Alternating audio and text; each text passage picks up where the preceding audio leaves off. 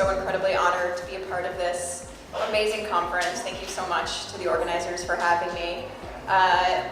Before I even start, I just wanted to say you can find me on Twitter at Joanna_Hoffman if you're on social media. If you're not on social media, I envy you because it takes up way too much of my time.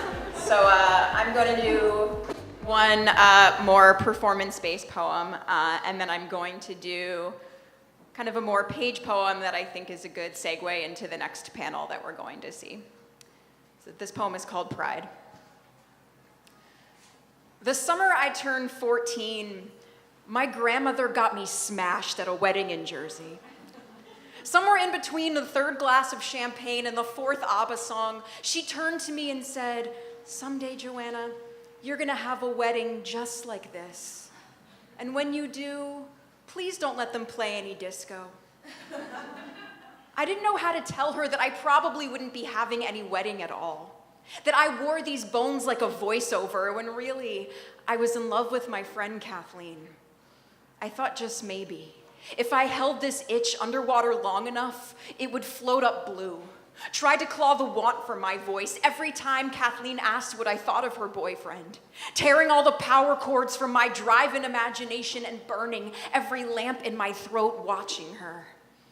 I learned what shame feels like. I painted my skin with postcard gleam as if the best I could ever hope for is to reflect somebody else's shine, as if there were some parts of me better off drowned in a swimming pool of whiteout. But it is not in our nature to cringe before the mirror like this. A person born blind will tilt their head back and extend their arms when they feel pride. It's in our bones, not to bake shame into our blood, but to live boldly. And so now, all these years later, here is my pride. For refusing to allow the wet blanket stares of strangers on the subway smother this burn to hold her hand. For every time someone has said, "Wow, Joanna, you don't look gay," and I didn't say, "Thank you." For not allowing my heart to be strip-searched by those who want to know if my love is pure enough, because I have already spent years committing hate crimes against myself, and I already know all of those tricks. So when my friend asks me why there are no straight pride parades, I tell her, you can't be proud of something you've never had to fight for. This is for every wedding I've watched from the sidelines, every fairy tale with stipulations, it's a choice, it's a phase, you're disgusting. For every gay kid who believed nothing would ever make this better and home meant break the parts of yourself that don't fit into the plaster of who you're supposed to be. Well, we already are exactly who we are supposed to be. And just last year, I woke up living in a country where I could actually get married one day. And I think back to that wedding in Jersey, how I was the last one to leave the dance floor, makeup smeared and beaming, how my grandmother grabbed my hand as I walked by and said, "Hey, I'm proud of you," with no buts or if-onlys clinging to the underside of her voice, and how finally, all these years later, I'm now able to say the same thing to myself.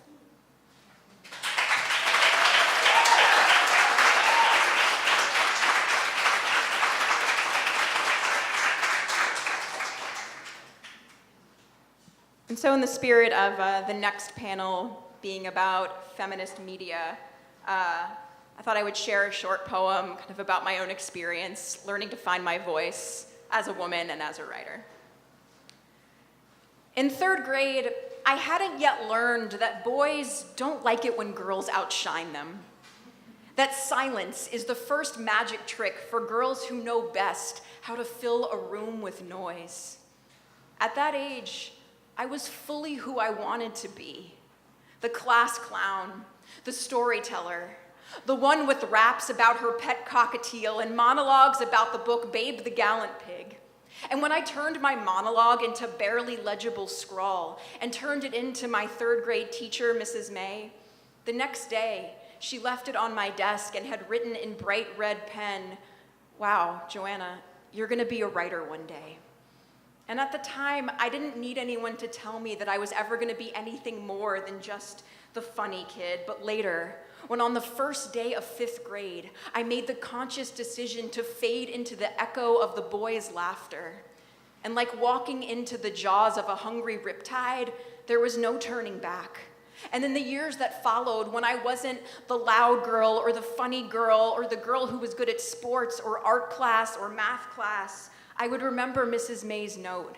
And then my creative writing teacher in high school who said, "You have it, now write it," which was no easy directive, but it taught me that writing wasn't something I was gonna grow into, but something I had always been doing.